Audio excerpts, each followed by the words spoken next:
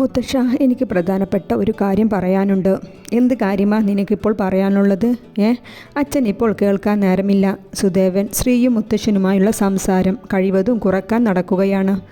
ശ്രീ കാവ്യയുമായുള്ള കല്യാണത്തിന് താല്പര്യമില്ല എന്ന് മുത്തശ്ശനെ അറിയിക്കാതിരിക്കാൻ നോക്കുന്നുണ്ട് വക്കീല്. സുദേവൻ ഹാളിൽ ഇരിക്കുമ്പോഴാണ് കാർത്യാനി അപ്പച്ചി അങ്ങോട്ട് വന്നത്. സുദേവ, എൻ്റെ കൊച്ചുമോൻ വിവേകിനെ കൊണ്ട് നമ്മുടെ നഞ്ചുമോളുടെ വിവാഹം ഉറപ്പിച്ചാലോ? ഇത് കേട്ടുകൊണ്ടാണ് നച്ചു അവിടേക്ക് വന്നത്. അതേ അപ്പച്ചി, അവളുടെ കല്യാണമൊന്നും ഇപ്പോൾ നോക്കുന്നില്ലല്ലോ. ശ്രീയുടെയും കാവ്യയുടെയും വിവാഹം ആദ്യം നടക്കട്ടെ. സുദേവൻ അതും പറഞ്ഞ് എഴുന്നേറ്റുപോയി. നച്ചുവിന് ദേഷ്യം വരുന്നുണ്ടായിരുന്നു. അവൾ പിറുപിറുത്ത് റൂമിലേക്ക് പോകുമ്പോഴാണ് ജിത്തു അങ്ങോട്ട് വന്നത്. എന്തേ നച്ചുട്ടി, മുഖമാകെ ഗ്ലൂമി ആയിരിക്കുന്നു. ഒരു പുതിയ ആലോചന കൂടി വന്നിട്ടുണ്ട്.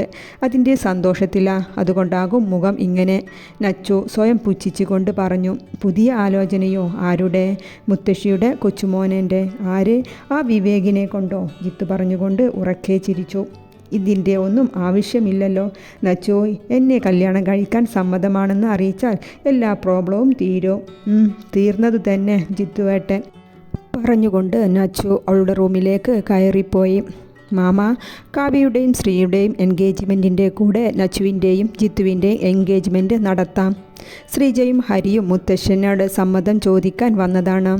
ഇത് കേട്ട് ശ്രീ മുത്തശ്ശൻ്റെ റൂമിൻ്റെ വാതിൽ നിൽക്കുന്നുണ്ടായിരുന്നു. അവൻ റൂമിലേക്ക് കയറാതെ തിരിച്ചു പോന്നു. എന്തേ ശ്രീകുട്ട, മുഖം വല്ലാതെ ഇരിക്കുന്നേ?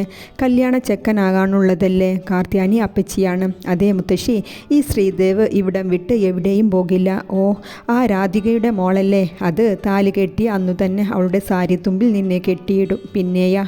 അവർ പുച്ഛിച്ചുകൊണ്ട് പറഞ്ഞു. മുത്തശ്ശി കണ്ടോ ഇനി എന്താ നടക്കാൻ പോകുന്നത് എന്ന് ശ്രീ പറഞ്ഞുകൊണ്ട് അവിടെ നിന്നും പോയി. എന്നാൽ മുത്തശ്ശൻ്റെ റൂമിൽ കല്യാണ ചർച്ച നടന്നുകൊണ്ടിരിക്കുകയാണ്.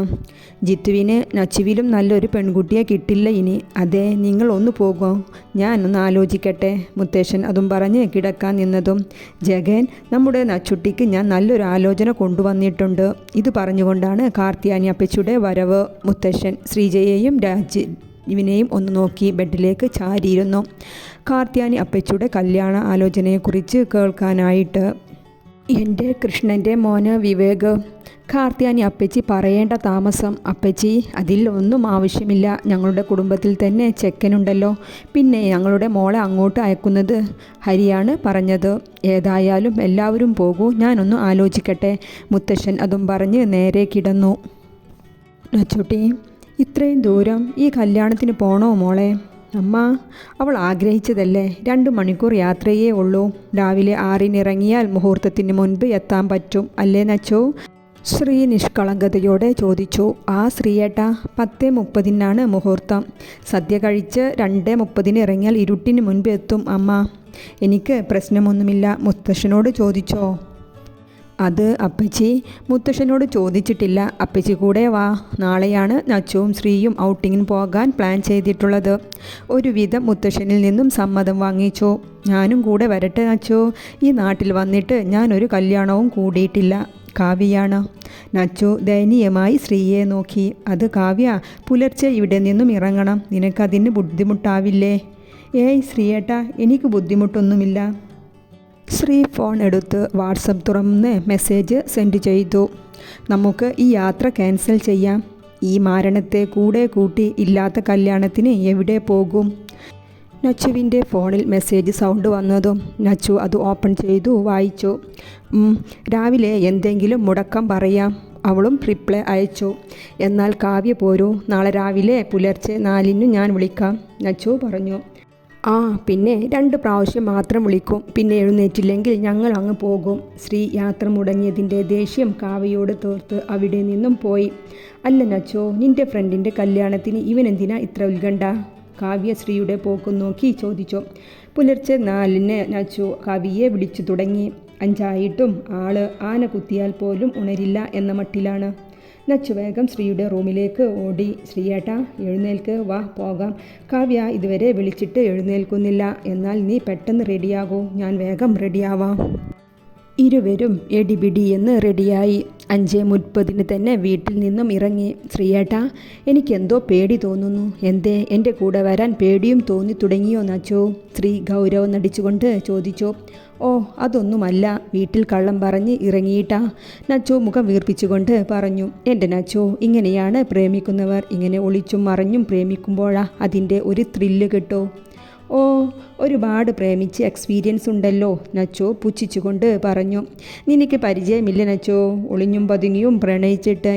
അയ്യോ, ഞാൻ ശ്രീയേട്ടനെ അല്ലാതെ വേറെ ആരെയും ആഗ്രഹിച്ചിട്ടില്ല, നച്ചോ എപ്രാളപ്പെട്ട് പറഞ്ഞു. ഞാനും അതുതന്നെയാ പറഞ്ഞത് എൻ്റെ കുഞ്ഞെ. ഞാൻ അറിയാതിരിക്കാൻ വേണ്ടി ഒരുപാട് മറച്ചു വെച്ചില്ലേ എൻ്റെ പെണ്ണ്? ശ്രീ അവളുടെ വലതുകൈ പിടിച്ചുകൊണ്ട് ചോദിച്ചു. നച്ചോ കലങ്ങിയ കണ്ണുമായി അവനെ ഒന്ന് നോക്കി. ശ്രീ അവളുടെ കൈകളെ ചുണ്ടിൽ അടുപ്പിച്ചു.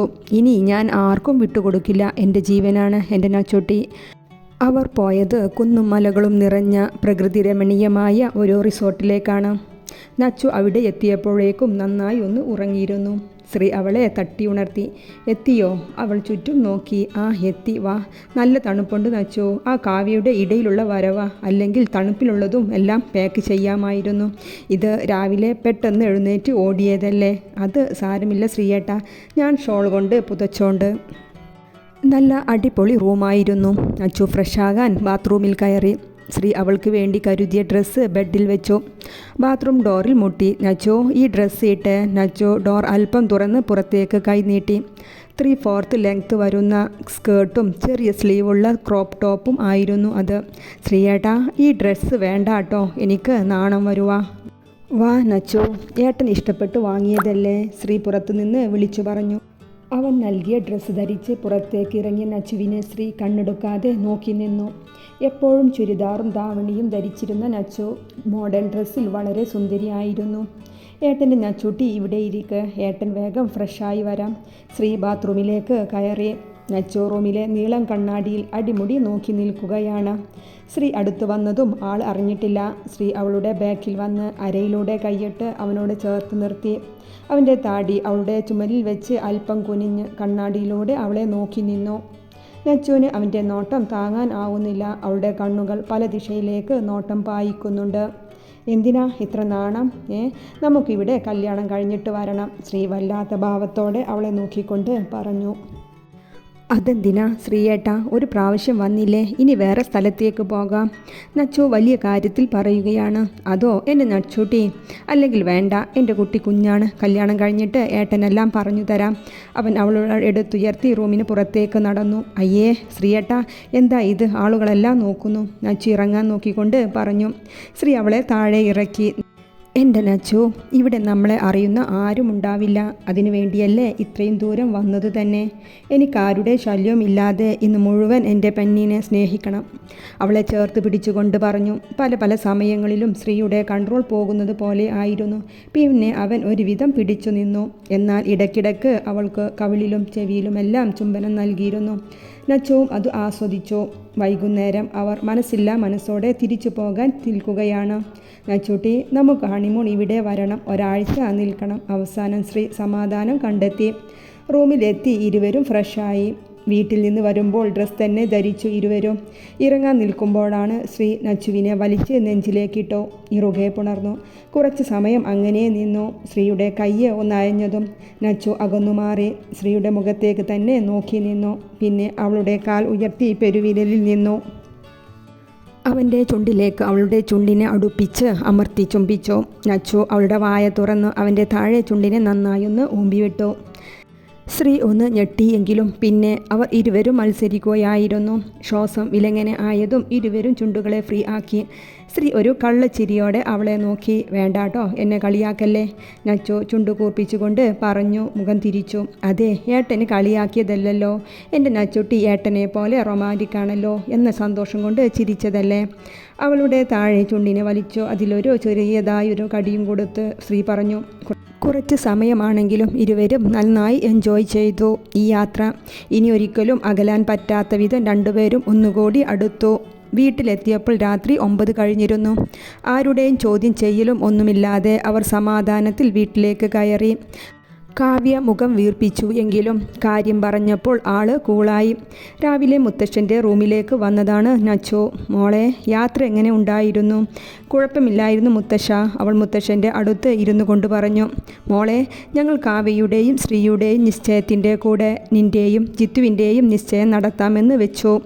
നച്ചു ഞെട്ടലോടെയാണ് മുത്തശ്ശൻ്റെ വാക്കുകൾ കേട്ടത്. അവൾക്ക് എന്ത് പറയണമെന്നറിയാതെ ഉഴഞ്ഞു. മുത്തശ്ശ, അപ്പച്ചി വിളിച്ചിരുന്നു, ഞാൻ അങ്ങോട്ട് ചെല്ലട്ടെ? അവൾ പെട്ടെന്ന് അവിടെ നിന്നും പോയി. അവൾ നേരെ പോയത് ശ്രീയുടെ റൂമിലേക്കാണ്. അവൻ നന്നായി മൂടിപ്പുതച്ച് ഉറക്കത്തിലാണ്. ശ്രീയേട്ടാ, അവൾ അവനെ തട്ടി വിളിച്ചു. നച്ചുവാണെന്നറിഞ്ഞതും ശ്രീ അവളെ വലിച്ച് പുതപ്പിനുള്ളിലേക്ക് കയറ്റി തല വഴി മൂടി ഇറുകെ കെട്ടിപ്പിടിച്ചു. നച്ചു ഒരു വിധം പിടഞ്ഞ് എഴുന്നേറ്റ് പുതപ്പ് ഒരു സൈഡിലേക്ക് വലിച്ചെറിഞ്ഞു. ശ്രീ ഊരിയിടാറായ മുണ്ട് മുറുകെ ഉടുത്ത് നച്ചുവിനെ കൂർപ്പിച്ചു നോക്കി. എന്നെ ഇങ്ങനെ നോക്കൊന്നും വേണ്ട. മുത്തശ്ശൻ ഇന്ന് പറഞ്ഞത് എന്താണെന്നറിയോ?